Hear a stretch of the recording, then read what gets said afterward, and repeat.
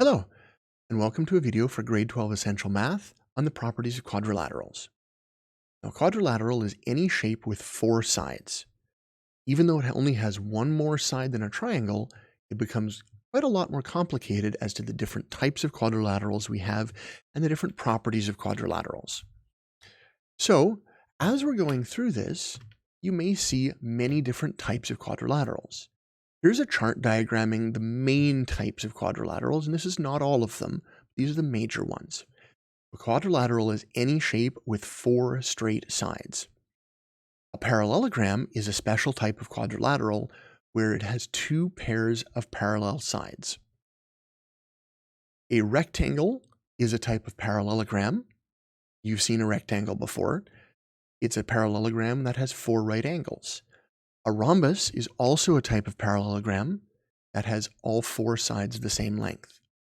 A square is a special case combining a rectangle and a rhombus. So all four angles are 90 degrees and all sides are the same length. So a square is also what we call a regular quadrilateral. All four angles and all four sides are the same. Now you also have a kite, which has two pairs of sides the same length that are beside each other instead of opposite each other.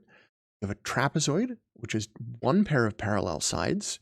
Then you have a couple types of trapezoids, like an isosceles trapezoid or a right trapezoid. All of these end up with important properties that, because of the types and the shapes of them, this means that there's interesting things showing up. Now, one thing to note, as we draw parallelograms and other quadrilaterals, we indicate when sides and angles are the same length by using ticky marks. We call this congruency. So congruent means the same size. If I have two sides that are the same size, I put the same mark on them. In this case, the top and bottom are the same length, so I put in two tick marks on them. We can do the same thing with angles and with whatever sides we'd like. In addition, parallel lines are important for quadrilaterals, so we use little arrows or chevrons to indicate that they're in the same direction. In this case, the top and bottom of this parallelogram are in the same direction or are parallel, so they have the same mark of two little chevrons on there, which is useful. When we're looking at the properties of quadrilaterals, this ends up with a bunch of different properties that show up. Not only do we have angles and sides like in triangles, we also have diagonals because we can connect opposite sides. We have parallel, we have congruent, we have a bunch of different things that make really interesting properties. So let's take a look at an example of one of these. In this case, I have an example about a rectangle here, where I've got a rectangle PQRS. Great. We know that's a rectangle because it has opposite sides are parallel, and all four sides are 90 degrees, or all four angles are 90 degrees. So he's drawn a diagonals here to find the center of this rectangle. Now, one of the interesting things about this is because a rectangle is a parallelogram, it means that this diagonal from Q to S cuts the diagonal from P to R in half. So for a parallelogram, we say, using the technical terms, our diagonals bisect each other. So for a parallelogram, our diagonals bisect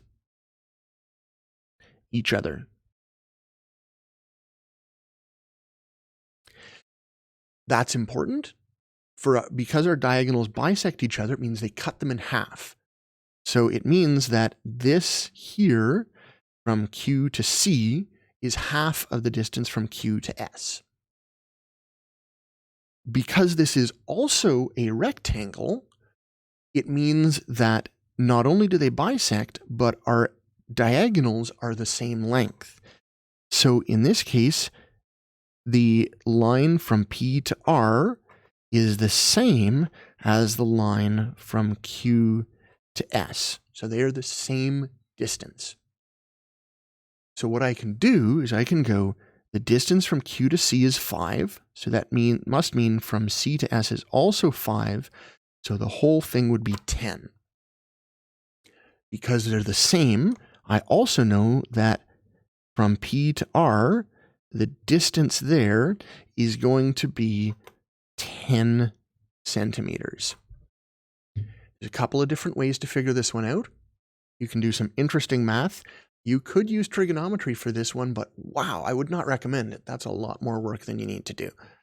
In this case, however, because I know that this is half of that, and this matches it, I know that it's 10 centimeters. I've gone into extra detail explaining this. All you need to write down is your final answer here in this case, because this is actually just a 1-mark question. So however you figure it out, you just need to get to that final answer. But these are some of the properties, and check with your teacher. I'll provide you a list of all of these properties for parallelograms because there's a whole bunch of them that are useful to talk about. Hope you have a great day, and I'll see you in the next video.